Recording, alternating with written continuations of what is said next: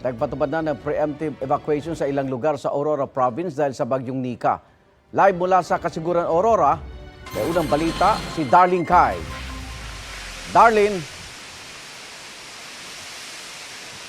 Igan, kasalukuyang binabayo ng malakas na hangin at ulan ng bayan ng Kasiguran Aurora kung saan nakataas ngayon yung signal number 4. Kahapon pa lang bago pa tumama yung bagyong Nika ay naka-red alert na yung buong probinsya ng Aurora. Suspendido na ang klase sa lahat ng antas, pati government work at pinalikas na rin yung maraming residente. Inihanda na ang rescue equipment at pati relief packs dito. Itinaas na ng ilang mangingisda ang kanilang bangka sa pampang ng Kasiguran Aurora bilang paghahanda sa bagyong Nika. Isa sa mga binabantayang daraanan ng bagyong probinsya ng Aurora, partikular ang Kasiguran, kaya pinaalerto ang mga residente. Ang ilang barkong galing Isabela, pansamantalang nakidaong sa Kasiguran Port. Makulimlim sa Kasiguran maghapon kahapon. Pabugso-bugso rin ang mahinang ulan. Naka-red alert na ang buong probinsya bilang paghahanda sa posibleng pagtama ng bagyong Nika. Kahapon pa lang, inanunsyo na ng provincial government na suspendido na ang klase sa lahat ng antas, maging pasok sa gobyerno sa buong probinsya ng Aurora.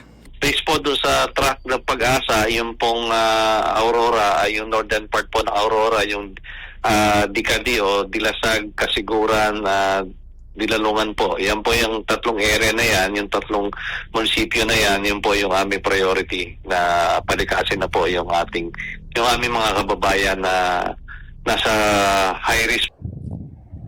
Dahil nasa tabing dagat ang 7 sa 8 munisipalidad ng Aurora, pinaka-binabantayan ng storm surge o daluyong, pero hindi pa rin daw isinasantabi ang posibilidad ng pagguho ng lupa at pagbaha sa mabababang lugar.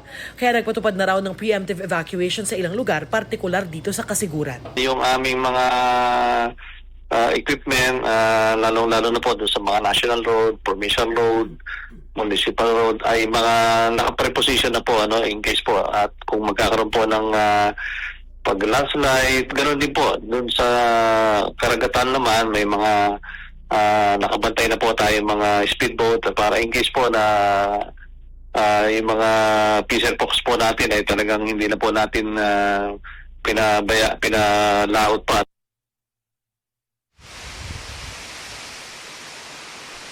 Iga, nakatayo kami ngayon dito sa Kasiguran Central School at talagang ramdam na ramdam namin yung napakalakas na hangin at ulan. Nagtutukla pa na yung yero dito sa covered court dito, natumba na rin yung ilang lamesa. Bawal na pong maglayag sa buong probinsya ng Aurora at pati na rin yung lahat ng tourism activities ay bawal na rin, partikular yung surfing sa bayan ng Baler na isang kilalang surfing destination. Igan. Darlene, may naulat bang pinsala na dyan sa Aurora?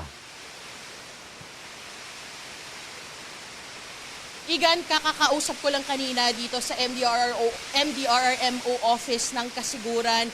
As of 6 a.m., wala pa silang naitatalang pinsala pero posibleng magbago yan base nga dito sa nararanasan naming lakas ng hangin at ulan dito. At patuloy naman daw na nag-iikot yung mga tauhan ng MDRRMO. Igan. Darlene, ilan na yung mga naitalang evacuee sa Kasiguran?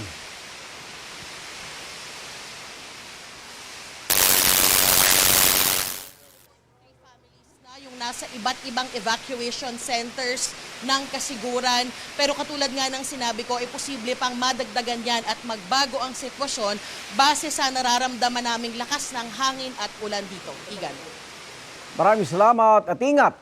Darlene Kai.